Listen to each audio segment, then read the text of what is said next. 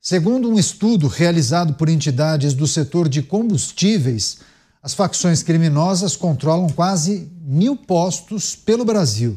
Os dados foram revelados pelo portal R7 e revelam que o estado de São Paulo lidera esse ranking com pelo menos 290 postos sob domínio de criminosos, seguido por Goiás com 163, Rio de Janeiro com 146 e Bahia com 103. O levantamento indica uma presença cada vez mais estruturada das facções em setores da economia formal. O estudo aponta que muitos desses postos servem como canais para a lavagem de dinheiro, oriundo de atividades ilegais como o tráfico de drogas, em razão do alto giro financeiro e fiscalização frágil. Os números, no entanto, podem ser muito maiores, já que em junho de 2024, o governador de São Paulo, Tarcísio de Freitas, afirmou que só no estado o PCC teria cerca de 1.100 postos de combustíveis e poderiam ter até usinas. Chamar o Cristiano Beraldo, que conhece muito do setor de petróleo e gás. Já falamos sobre a atuação do crime organizado no segmento de postos de combustíveis, e esse estudo talvez trabalhe com um número subestimado, né, Beraldo? Muito inferior àquilo que muitos especialistas apontam. Pelo menos a indicação do governador Tarcísio já coloca um número bem superior ao que esse estudo coloca, né, especifica aí. Isso que a gente precisa trazer e considerar para o nosso público em relação ao trabalho das facções criminosas em lavar os recursos oriundos do crime e por que os postos de combustíveis são sempre o foco dessas facções, Beraldo? Bom, vamos lá, vários aspectos. Primeiro, o número real deve estar muito mais alinhado com a visão do governador Tarcísio do que o número que trouxe esse estudo. É uma atuação muito forte, muito poderosa nos postos, porque existe, primeiro, a geração de dinheiro em espécie. Você consegue, uma facção criminosa que vende a sua droga com dinheiro, né, recebe tudo em dinheiro, ela pode dizer, olha, vendemos aqui X nesse posto de combustível e está aqui tudo faturado em dinheiro.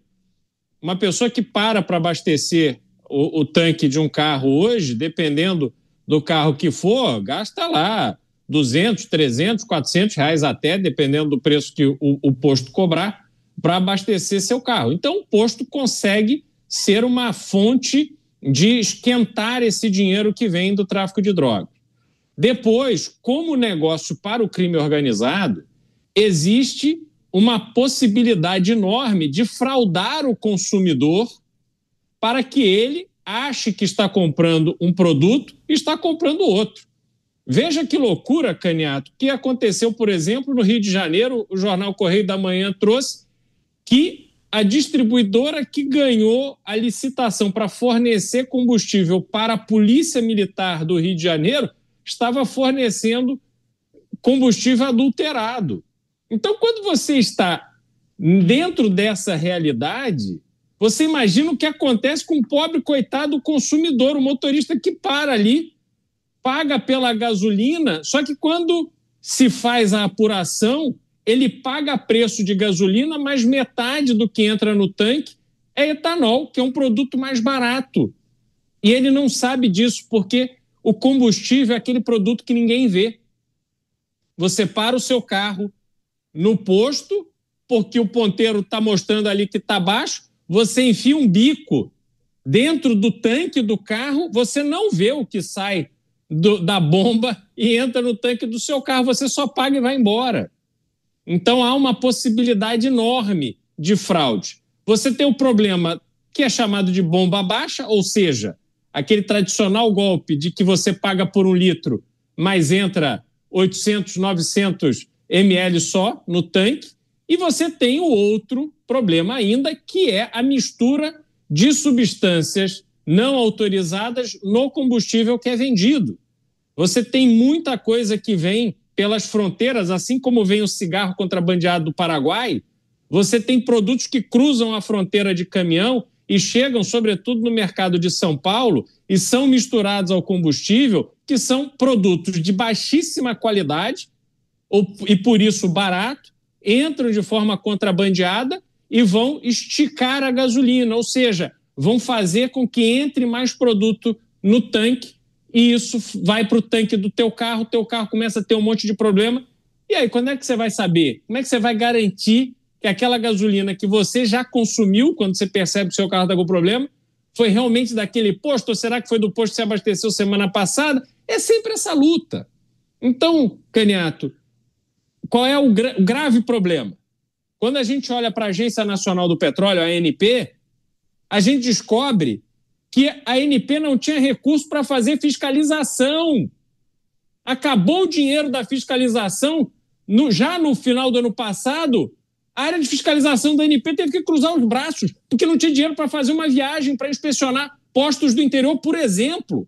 Então, como é que pode um país que tem no setor de petróleo, setor de combustível, um volume de movimentação econômica, arrecadação tão grande e que trata com tão pouco caso algo tão importante? E só para finalizar, Caniato, é inacreditável que um país como o Brasil, que tem a maior frota de carro flex do mundo, que tem a bênção de há 50 anos estar desenvolvendo um combustível chamado etanol, que é produzido no Brasil e não é utilizado de forma estratégica pelo governo brasileiro. O governo americano estoca petróleo, tem um monte de tanque, estoca petróleo, pode estourar guerra, pode estourar o que for. Tem petróleo para produzir gasolina e atender o mercado interno. O Brasil produz etanol, o governo não está nem aí. Vai, não vai dar valsa. Se estoura uma guerra, o petróleo só pronto, é aquele desastre.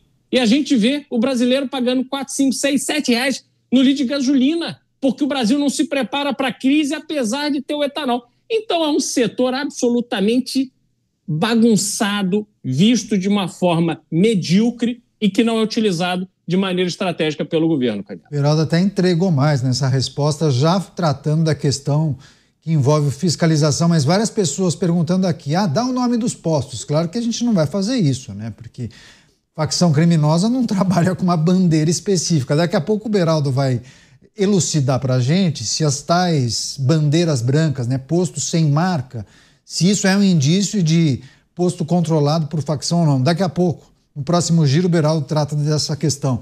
Você, Dávila, as facções teriam pelo menos 1.000 postos de combustível pelo Brasil, segundo esse estudo. Mas há indicações de que o número pode ser muito maior, né? O próprio governador Tarcísio chegou a falar em 1.100 postos que seriam controlados pelo PCC. Enfim, o crime organizado e essa estratégia de lavar o dinheiro em negócios lícitos, né, Dávila? Caniato, e crescendo numa velocidade assustadora, avançando no setor de combustível, cigarro, imobiliário e energia, tantos outros setores. Por quê? Porque eles estão fazendo uma fortuna com o movimento de droga, com o comércio de droga. E ao fazer essa fortuna, precisa esquentar dinheiro e cada vez se infiltrando mais. E não só, Caniato, em negócios lícitos, estão infiltrando no judiciário, na política, em cargos importantes no Estado brasileiro. Então, é uma estratégia de dominar o Estado. É o Brasil a caminho de se tornar um narco-estado. E o Beraldo disse bem aqui, explicou com detalhes o que é essa infiltração do crime organizado nos postos de gasolina. É isso aí, adulteração de preço, adulteração de quantidade, não tem qualidade nenhuma, diz que coloca 1 litro e coloca só 700, e é assim que faz, onde eles entram, eles desorganizam o mercado imobiliário igual, eles entram em bairros, em cidades, aqui em São Paulo, né, no Tatuapé lá, que é famoso, o PCC entrando ali, e aí é isso, entra empreendimento, aí tem construção, você precisa contratar a turma do PCC para trabalhar na obra, senão você não consegue levantar a obra, é um absurdo. Agora, o que o governo federal está fazendo? Nada, zero, braços cruzados, inventa essa estúpida PEC da segurança pública que não resolve em absolutamente nada esta infiltração do crime organizado. O crime organizado precisa de uma ação específica do Estado. Precisa do governo forte, trabalhando junto com a justiça, que se crie uma lei, uma corte tipo a lei antimáfia na Itália, para que nós possamos combater o crime organizado. É uma estratégia de combate ao crime muito diferente do roubo, furto, etc. Então, assim, ou nós tratamos isso com a seriedade que o Brasil precisa, ou isso vai virar uma espécie de INSS do futuro. Quando abriu os olhos, já tomou uma magnitude, tomou uma proporção que nós não conseguimos mais parar. Então, assim, é urgente esse combate ao crime organizado, que nós sempre cobramos aqui nos Pingos nos Is, mas nada é feito em Brasília. Parece que todo mundo acha que esse é um problema secundário, mas é um problema que está destruindo a economia, destruindo os aparelhos do Estado brasileiro e, infelizmente, destruindo muitas vidas no Brasil. Mota, qual é a reflexão que a gente precisa fazer a partir da divulgação dessa projeção? Mas os números podem ser muito maiores. Mas qual é a discussão que a gente precisa considerar? Porque muitos pensam, bom, se a facção ou as facções acumularam tanto dinheiro com o tráfico de drogas, é porque tem muita gente comprando. Então, aquela ideia de que, poxa, o cara gosta de fumar o seu cigarro de maconha na praia, olhando a brisa do Leblon, curtindo o seu livro e com boné vermelho, que ele não está fazendo mal para ninguém. Não está fazendo vírgula, né, Mota? Inclusive eu queria adicionar aqui um comentário ao comentário do Dávila. Não é que muitas pessoas no Estado estão ignorando, fazendo cara de paisagem. É que muitas pessoas se beneficiam disso, têm um interesse nisso. E, Cariato, você me lembrou o que aconteceu esse final de semana aqui no Rio. Eu estava na praia com a minha esposa e passou um rapaz. A praia tem cheia desses vendedores ambulantes, né? E tem um grupo de rapazes que passa para lá e para cá com uma caixinha cheia de cigarro. Eu sempre desconfiei que tinha alguma coisa a mais naquela caixinha. Aí tem uns 2 anos que esses rapazes, que eles anunciavam cigarro, eles passaram a anunciar marihuana. Isso tem mais ou menos uns 2 anos que começou a acontecer. E nesse final de semana passou um por mim anunciando cocaína. Em alto e bom som. Cocaína. Mas foi um troço tão chocante que eu demorei para me dar conta do que tinha acontecido e eu achei até bom.